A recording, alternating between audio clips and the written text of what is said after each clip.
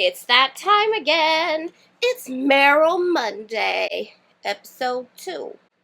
So today what I thought I would do is I would discuss my top 5 favorite Meryl Streep films. Actually, I can't really say they're my top 5 because I pretty much like all of them. Well, not all of them, but I'll get to that another day. But I'm going to start with 5 of my favorite Meryl Streep films, and I'll tell you why and a little bit about the film as well. So here we go. So I'm going to do these in order from earliest to most recent. So if you saw my last Meryl Monday video, you realize that is how I have my Streep films in order. Earliest to most recent. So we're going to start with Kramer versus Kramer. I absolutely love this film. And Meryl's not really in it a whole lot, but Dustin Hoffman is fantastic in this. Justin Henry, who played the son, is fantastic in this. He's so cute, and he really breaks your heart because you know just how crappy that kid must feel because his mom just totally walked out on him. And if you are from a family whose parents are divorced, you might kind of have the feels with this movie. You might be able to relate a little bit. My parents are divorced, but it's not like, it doesn't bring back like this whole flood of like, oh, memories or anything. It doesn't make me feel bad or anything like that. But great film. Meryl Streep won Best Supporting Actress for this film. It was her first Oscar.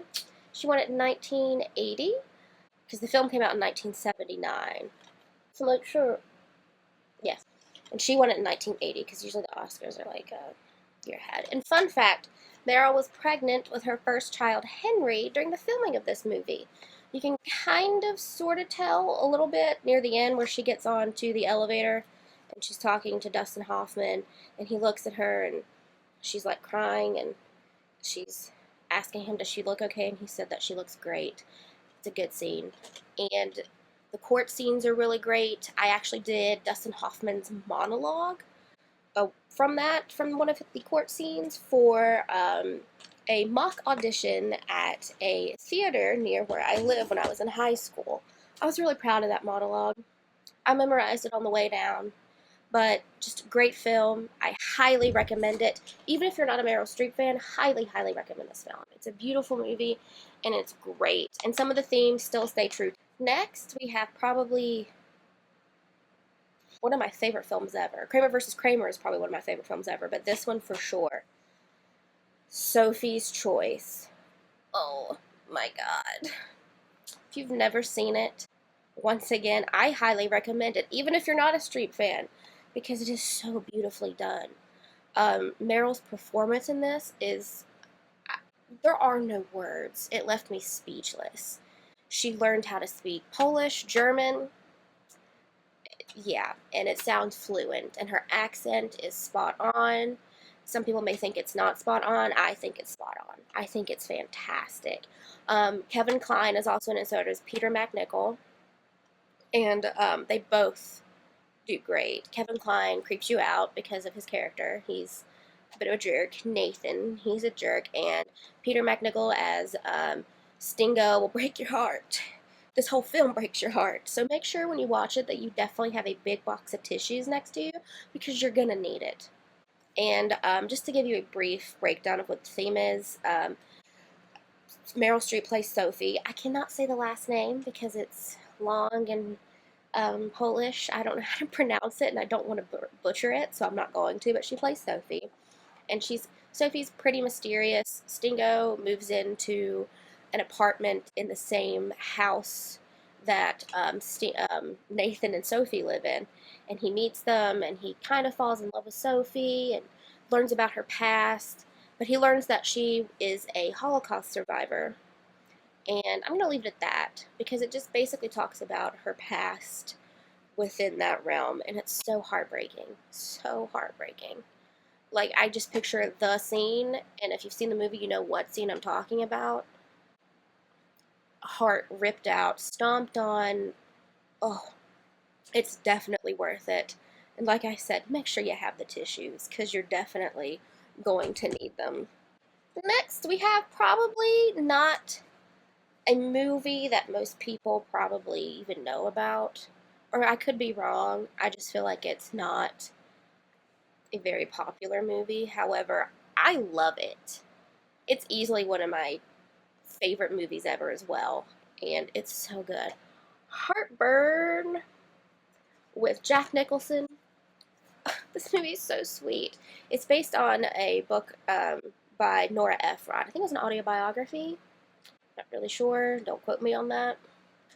But essentially, Meryl Streep plays Nora Ephron's, like Nora Ephron herself. But her name is Rachel Samstat, and she meets Sam Foreman at a wedding, and they fall in love. And he turns out to be a big jerk. I won't say why or anything, but it is such a great movie. It's hilarious.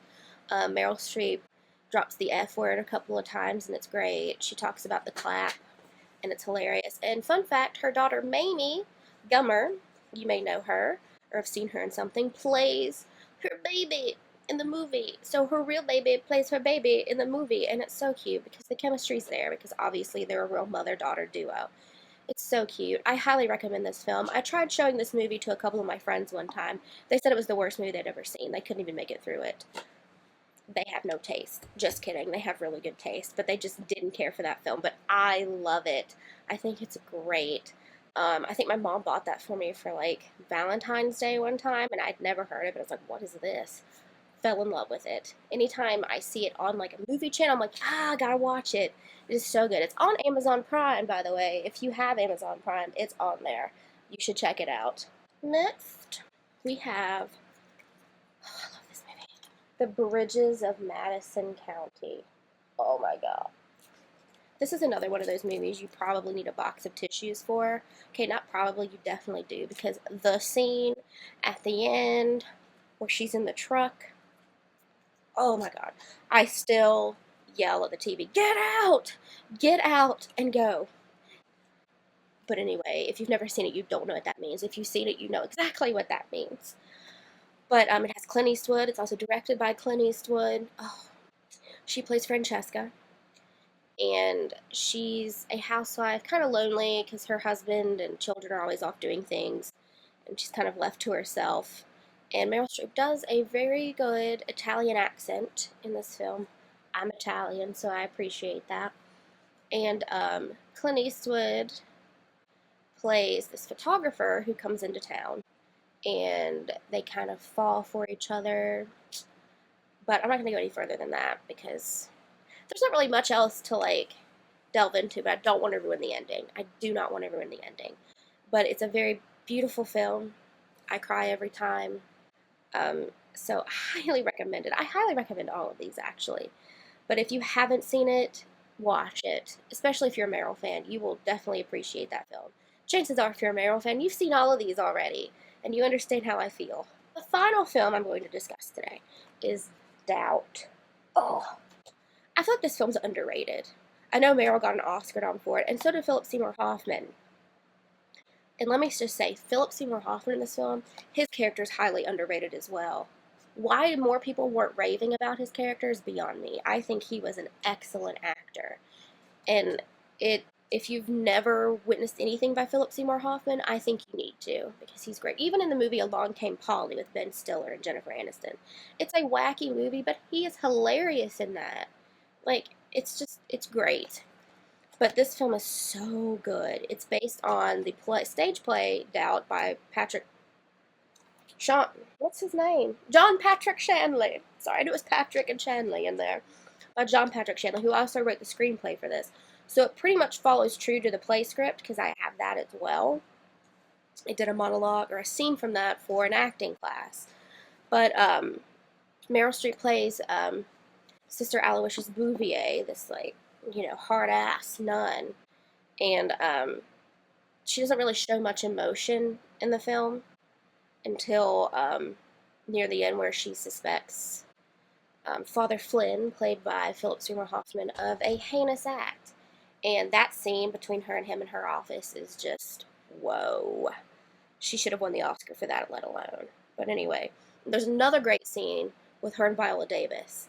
Viola Davis got an Oscar nom for that role as well. And when you see that scene, you'll understand why. That's when I first discovered Viola Davis. She is a fantastic actress. If you've never seen her in anything, I'm sure you have. I'm sure a lot of you have seen The Help. She was great in that.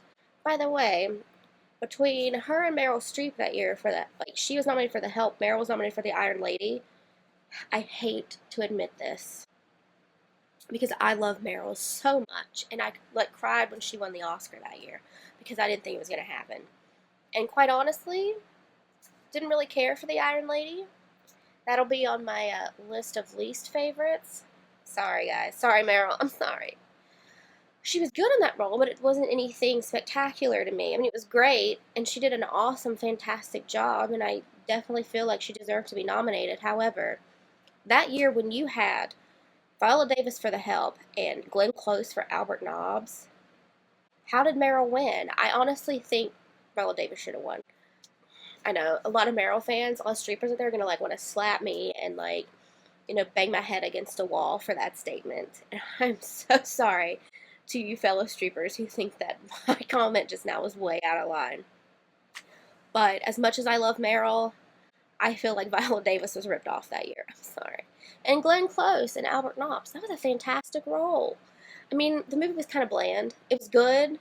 Glenn Close is the only reason I watched it because I love her too. She's pretty awesome.